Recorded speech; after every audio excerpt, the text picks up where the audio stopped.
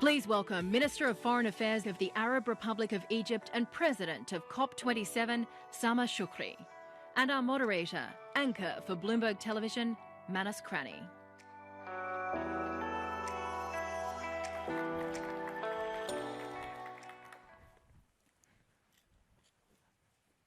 Minister, a very good afternoon. Welcome to the NEF 2022, and thank you for taking time away from the crowds at Sharm el-Sheikh. At the start of this COP, the UN Secretary General said, "We are on a highway to climate hell. Our foot is on the accelerator." You're coming to the close, and we're trying to get the deals over the line. Are we tapping the brakes in Sharm el-Sheikh? Are we taking our foot off the gas? Minister. That's certainly not the presidency's perspective or the presidency's objective. Our objective is to maintain the focus on climate action, that all parties should undertake their responsibilities, fulfill their commitments, and demonstrate the necessary ambition to go forward with the process and to achieve deliverables that can have a definitive impact on the climate change agenda. It is up to the parties to demonstrate the political will that was expressed by their leaders during the summit on the 7th and the 8th, and that political will should be translated in the negotiating rooms and should show the necessary flexibility and accommodations by all to move the process forward. If I say to you as it stands right now, what are the biggest wins, and between the close of business of this gathering, what will be the biggest victory? How would you define that at this juncture? Well, I believe that overall, in all of the areas, whether it is mitigation, adaptation, finance, or loss and damage, we must demonstrate during this COP that there is a movement and an inertia towards deliverables. And we want to maintain what was achieved in Paris and subsequently in Glasgow, but demonstrate also that there is a path forward that we will provide for the COP28, the necessary platforms to achieve more in doing what we need all to do collectively with the principles of common responsibility and differentiated capabilities, that this collective will is demonstrated in impactful measures.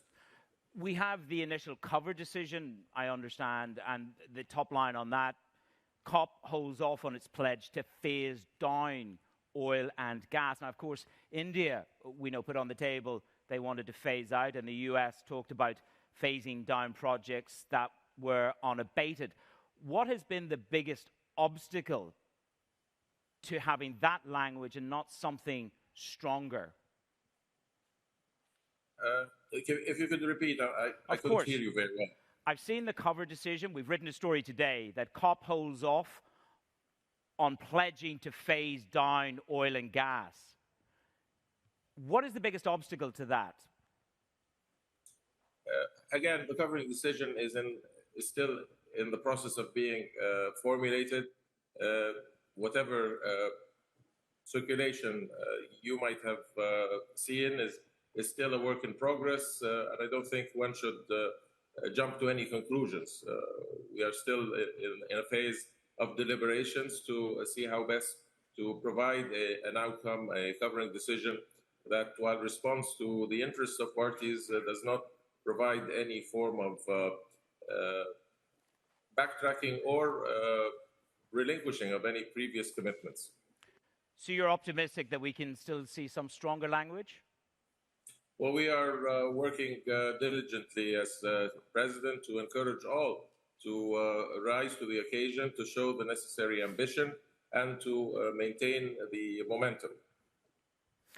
Loss and damage has been much talked about from the very start of this COP, and some would say it is perhaps the most controversial issue of all. Are you still hopeful that you can get something meaningful on loss and damage? And maybe you could define for me what you would see as meaningful. Well, definitely. I think in the incorporation of the item on the agenda in itself is progress that should not be diminished after 27, 28 years of discussion and deliberation and lack of conversion. To have it on the agenda, I think, is a recognition of the now common understanding by all of the absolute necessity to deal with this agenda item. Do you think you've laid the groundwork for a new compensation fund? Will there be a new fund? Well, the issue, of course, is rather complex, and as you know, there is a divergent views on the best way forward and what constitutes the financial facility that might be agreed to. All of this is a matter for the parties to deliberate, to discuss, and to reach a point of convergence on.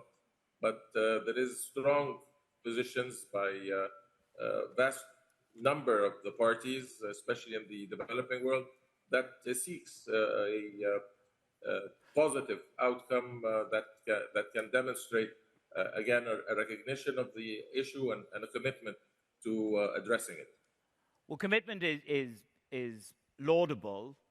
Money is what delivers change in every walk of life. Are China and India ready to pay in and deliver funds to loss and damage? What progress, if at all, from those two countries? Well, we would have to refer to them to express whatever position. My role is to encourage all to come to a point of convergence and compromise that provides that this is a viable context, that the COP still is capable of dealing with the issues of climate change. And I think what we have witnessed this year in devastating weather patterns and the floodings in Pakistan has highlighted the need for addressing loss and damage and also recognizing that it has become a central issue within the climate change agenda. Is it still realistic for this audience and for the world to believe that we can get and limit global average temperatures to well below 2 degrees Celsius, and ideally 1.5? Well, I think we have no other alternative but to continue to put faith and to demonstrate our ability to deal with climate change and to put in place the necessary procedures, whether for mitigation or adaptation. Many have referred to the intervention of the dinosaur during this COP and the potential of extinction of humanity if we continue to address matters within the narrow national interests and relinquish what is an existential threat to all of humanity.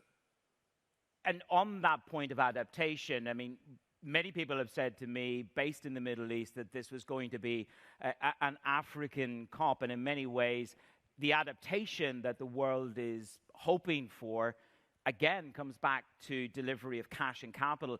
The EU are putting in €1 billion for adaptation and 60 million for loss and damage. When you see that number, does that show leadership, or does that show the gap and the distance that we have to go? It certainly highlights the gap, and it certainly shows, on the one hand, that there is a desire to provide the necessary finance. But I think all are in unison that there is a substantial gap, especially when it comes to adaptation, that the provision of finance to African countries and to others. This is a COP held on African soil, but it is a COP of the parties. And the issue of adaptation and the provision of finance and the resources that can be available, whether through public or private or through the international financial institutions, must be enhanced and must be provided in terms of concessionary rules and to take into account the developmental objectives of the developing countries and especially Africa. So much more has to be done. And we recognize that this COP is being convened under global circumstances, economic global circumstances, that has put additional pressure on the resources available. And that additional pressure is also from the war between Ukraine and Russia as Europe looks for alternative sources to gas. Frans Timmermans today, over the past couple of days, has said gas can play a transitional role for Africa. It can be part of the development to a green economy. But the detractors would say, well, the EU is just using Africa as a gas station. And it's going to leave Africa with a lot of fossil fuel kit. Is the EU treating Africa as a gas station? Well, I believe that we have always discussed the issue of just transition, and at the same time, the current pressures associated with the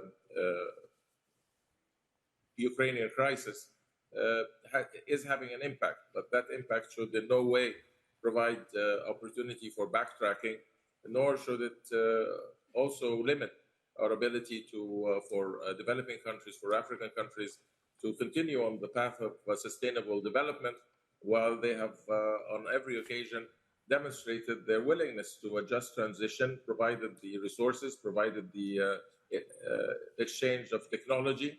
But until now, there is a deficiency and a gap that has to be fulfilled.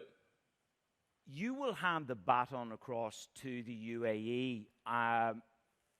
The question, I suppose, we'll see what is resolved in Sharm el-Sheikh by the end of the week. But as you hand over to the UAE, what do you think 2023 will be? What do you think will be in the hands of the UAE to carry forward from what you've achieved? Well, there are areas that we are providing the platform and basis, legally issues to be fulfilled in the Emirates. Among them is the global goal on adaptation, and to carry through on what will be addressed in terms of loss and damage during this session, and that might be further refined, developed, and agreed upon in the Emirates. Time is of the essence here, and I want to get through another couple of issues. For loss and damage, what's the one thing that you hope happens before the close of business in Sharm el-Sheikh this week? Well, my hopes are unlimited. My ambitions are unlimited, but I have to also be practical and be guided by the ability of the parties to reach a consensus, that they should show flexibility, and they should reflect the political will of their leaders. When they spoke in the summit, many recognized the importance of loss and damage and the importance of providing the financial facility necessary to impact and to have an ability to address the needs of various countries that have been impacted. We hope that the political will demonstrated by the leaders will trickle down to the negotiators, and thereby there will be a higher degree of ambition. We're just about to speak to the President of Ukraine, Mr. Zelensky. The audience, it's packed. You've had a tough time. Food prices, infrastructure. You've been at the tough end also of this war. What is your message to Mr. Zelensky, who is waiting in the other Zoom room? Well, definitely the whole world has been impacted by the war in Ukraine, and as an Arab country that is part of the Arab Contact Group that has visited both Russia and met with the Ukrainian officials to provide an opportunity for a political resolution of this conflict. We are continuing to advocate for a political resolution that can fulfill the maintenance of Ukrainian sovereignty and independence and territorial integrity, and deals with all of the outstanding issues that have initiated this conflict. But with that in mind, you have negotiated, you're one of the constants in foreign policy in Egypt. What is the building block to delivering an off-ramp here? What is the most important thing the world can do to help convene some kind of a road away from war? Well, certainly it is a matter of the political will that can be demonstrated by those involved in the conflict, but also by the international community and utilizing the mechanisms that are available. There are several mechanisms. There are several countries that are closely involved and have offered their good offices, and it is really time to utilize them to the best possible for the benefit of international peace and security. Minister, thank you for taking the time. I hope to see you in your office in Cairo again. Quite an impressive office, I've got to say. That is the Minister for COP, the President for COP27, Sami Shukri, joining us here. I hand over to our Editor-in-Chief now for the conversation to carry forward. Excellency. Thank you.